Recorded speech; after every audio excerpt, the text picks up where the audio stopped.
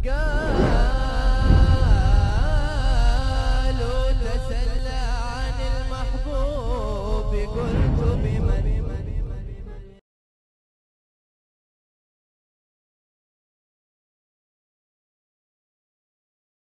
نسيم هبت علينا من حمى المصطفى، نسيم فيها الهنا فيها الدواء والشفاء، نسيم هبت علينا. بسم الله الرحمن الرحيم.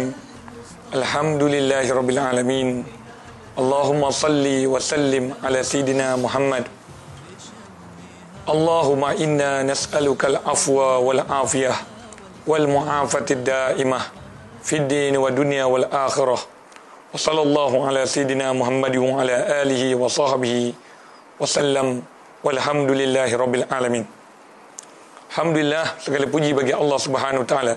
Selawat dan salam kepada junjungan besar Nabi Muhammad sallallahu alaihi wasallam, penghulu kepada segala para anbiya alaihi wassalatu wassalam, yang akan berada di khalayak seluruh hamba Allah Subhanahu Wa Taala, daripada para ahli saudaranya, para anbiya alaihi wassalatu wassalam, sampailah kepada segala umat daripada para anbiya alaihi wassalatu wassalam, yang akan menjadi ketua kepada seluruh para anbiya alaihi wassalatu wassalam, dan umatnya akan menjadi ketua kepada segala umat para anbiya alaihi wassalatu wassalam.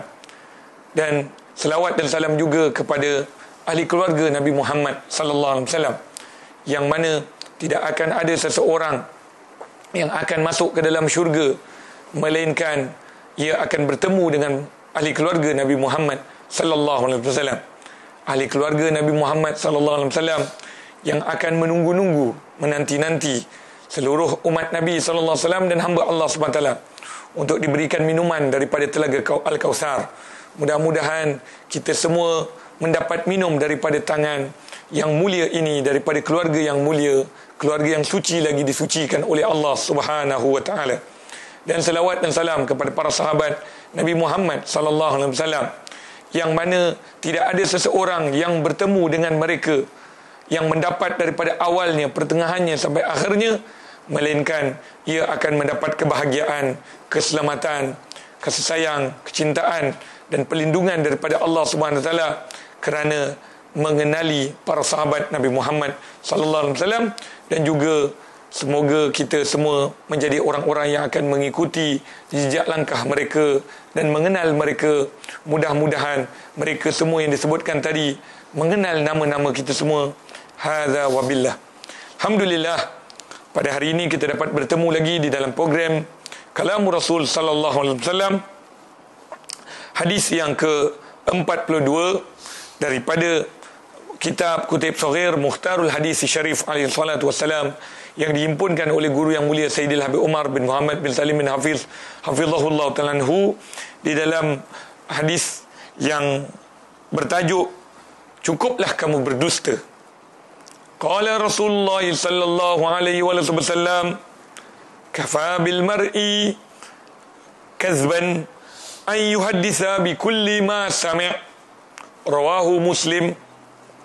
Rasulullah sallallahu alaihi wasallam bersabda, membandailah, cukuplah kamu berdusta, seseorang itu berdusta dengan apa-apa yang ia dengar, kemudian dia telah berceritakan dengan apa yang ia dengar, segala yang ia dengar.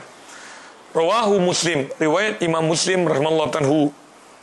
Hadis yang baru sebentar tadi kita mendengar menjelaskan kepada kita juga yang umat Nabi sallallahu alaihi wasallam, yang juga kita hari ini, khususnya umat Nabi sallallahu alaihi wasallam yang berada di bumi Malaysia yang bertuah ini, kita telah berlalu dengan bulan Ramadan.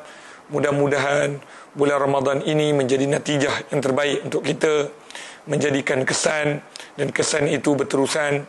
Semoga kita menjadi hamba Allah yang soleh dan solehah, hamba Allah yang berguna, hamba Allah yang memberikan manfaat kepada diri kita, kepada ahli keluarga kita, dan kepada seluruh masyarakat. Hadis ini menganjurkan kepada kita daripada As-Sadiqul Masduq, daripada Nabi Muhammad sallallahu alaihi wasallam, yang benar lagi dibenarkan oleh Allah Subhanahu Wa Taala. Kafa ini kalau kita lihat dalam kalimah kaf fa, kafa dengan apa dipanggil ya yang dipanggil Allahumma salli mengenai kalimah kafa ini, iaitu kalimah yang disebut sebagai cukuplah. Kafa, kaf dengan fa ini kalau kita lihat dia ada kaitan dengan kaf juga. Kaf ini kaf. Kaf ini tapak tangan. Kaf. Kalau dalam bahasa Arab orang kata, kalau geram dengan kawan dia kata, ba'uti kaf. Sa'uti kaf. Aku nak lempang kamu. Kaf. Tapi kalau kita lihat kaf juga maknanya cukup, ataupun macam kita sebut dalam Quran tadi minggu yang lalu kita telah sebut mengenai kufuwan ahad. Walam yakullahu kufuwan ahad. Itu ada riwayat, ada qiraat, dua bacaan. Walam yakullahu kufuwan ahad. Kata walam yakullahu kufan ahad. Daripada kafa juga. Walam yakullahu. Dan Allah Subhanahu Wa Taala tidak ada yang setanding, tidak ada langsung yang setanding dengan Allah Subhanahu Wa Taala. Maknanya kafa jadi cukuplah atau memadailah. Memadai apa ini? Kafa bil mar'i, seseorang itu memadailah ataupun cukuplah seseorang itu dikatakan pendusta, berbohong. Kazib ini kalau kita sebut dia al-khabar bi ghairi waqi'. Khabar bi ghairi waqi', iaitu memberikan khabar yang tidak benar.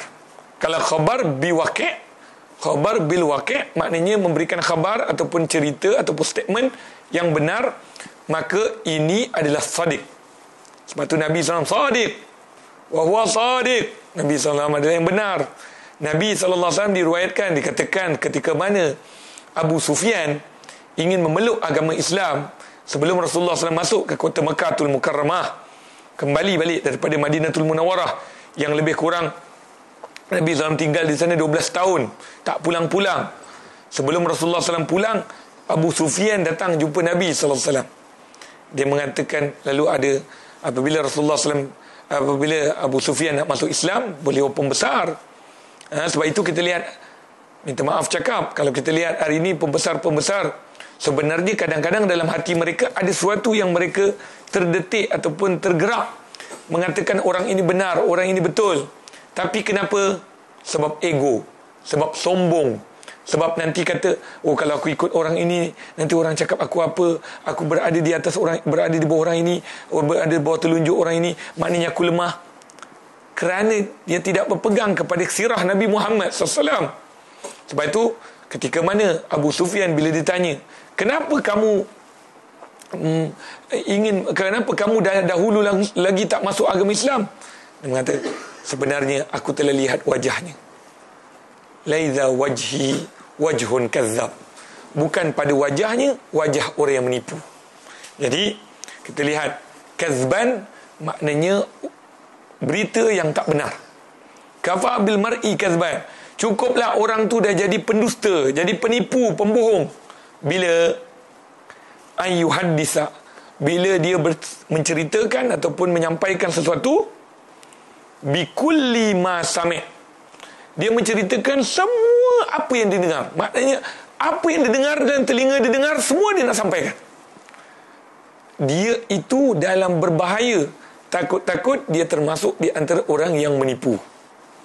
Di sini kita lihat riwayat Imam Muslim. Kita boleh kongsi bersama-sama, wahai para musyahidin yang dirahmati Allah SWT, para penonton yang dirahmati Allah SWT. Pertama sekali, hadis ini Rasulullah SAW menganjurkan, jangan kita yangkul, jangan kita memindahkan semua apa saja kita dengar. Walaupun kadang-kadang benda tu betul, benar, benda tu betul, kita dengar pasti, tapi bukan sepatutnya semua kita kena sebarkan. Sebab apa? Sebab mungkin kita tak perlu dan kita tak layak pun untuk menyebarkannya. Mungkin benda itu ada tempat orang yang berhak untuk menyampaikannya. Bukan semuanya kita dapat. Minta maaf cakap, hari ini saya akan menyentuh mengenai apa yang ada di dalam tangan-tangan kita hari ini, iaitu Facebooknya, internet, daripada WhatsAppnya, daripada Instagramnya, apa saja. Ini semua adalah bab untuk kita menjadi orang yang menipu. Sebab tu Rasulullah SAW kata, Rasulullah tak kata kafa bil mar'i kazban ayyuhadisa bima kazaban nas, atau maknanya Rasulullah SAW maksudkan di situ, maknanya contohnya itu bukan kata-kata Rasulullah SAW. Rasulullah tak kata cukuplah kamu berdusta dengan apa yang kamu sampaikan, berita yang dusta daripada orang, bukan. Tapi Rasulullah sebut bikulli ma sami', apa saja yang kamu dengar, kamu dah jadi pendusta. Sebab apa? Sebab Rasulullah SAW yang menyayangi umatnya, mengasihi kita semua. Rasulullah tak nak kita termasuk di antara orang yang cerita apa saja ikut sedap mulut. Dengar saja kita cerita. Takut-takut apa yang kita cakap tadi tidak benar. Oleh sebab itu berhati-hati. Kenapa? Sebab ada benda yang terletak alaih akan berlaku pada kita. Pertama sekali, yang tadi kita sebut sebagai berita yang kita dapat. Apakah kita teliti ataupun kita nilai? Sebab tu disebutkan dalam firman Allah SWT, ya ayyuhallazina amanu idza ja'akum fasiqun binaba'in fatabayyanu. Wahai orang-orang yang beriman, apabila datang kepada kamu berita daripada seorang fasik. Orang fasik ni bukan orang kafir. Fasik orang Islam tapi banyak berdusta ataupun banyak dosa kepada Allah. Dia cerita dengan kita, kemudian kita kena hati-hati. Baik, kalaupun cerita itu benar, tapi Rasulullah kata jangan semuanya kita nak sebarkan. Maknanya kali ini kalau kita sebut, selalu kita dengar, if you like you share. Nanti dulu, kalau penting bagi kita nak sebar, baru kita sebar. Sebab kata Nabi SAW, min husni islamil mar'i, secantik ataupun seeloknya daripada Islam itu ialah orang itu akan meninggalkan apa yang tidak faedah baginya, tidak patut baginya. Maka walaupun berita itu benar, tapi hati-hati. Yang kedua, kita boleh menjadi orang yang menipu. Kalau berita itu tak benar, kita forward, kita sebarkan, cerita tak benar, kita tak pasti lagi, kita sebarkan, kita jadi penipu. Dan yang ketiga, iaitu kita boleh memfitnah. Fitnah lebih besar daripada pembunuhan, kata Allah SWT. Hari ini kita lihat banyak orang berbunuh, tapi bahaya lisan, dibunuh tiap-tiap pagi, tiap petang, tiap malam, tiap waktu, tiap saat, tiap minit, dibunuh orang itu. Dengan apa? Dengan menceritakan perkara yang tidak benar. Fitnah. Dan yang kelima, iaitu apabila kita dah fitnah, kita boleh rosakkan institusi kekeluargaan, institusi masyarakat, institusi bangsa, institusi kaum, institusi negara. Maka berhati-hatilah dengan apa yang disebutkan oleh penyegar kepada jiwa raga kita, junjungan besar Nabi Muhammad sallallahu alaihi wasallam. Mudah-mudahan ya Allah basahkanlah lidah kami untuk menyebut namamu, untuk mengingatimu, untuk menyebut nama kekasihmu. Ya Allah, jauhkan lidah ini daripada basah kerana menyebut perangai orang, perbuatan orang, busuk orang, kotor orang, hina orang, jelik orang. Ya Allah, biarlah lidah ini basah menyebut namamu di dalam Al-Quran. Biarkan lidah kami ini sentiasa menyebut namamu dalam Al-Quran, dan zikir-zikir kepadamu ya Allah. Sallallahu alaihi wasallam Muhammadin wasallam. Walhamdulillahi rabbil alamin. يصلح الظاهر لنا والخفا يا بخت من للنبي في كل حال اقتفى الله الله الله الله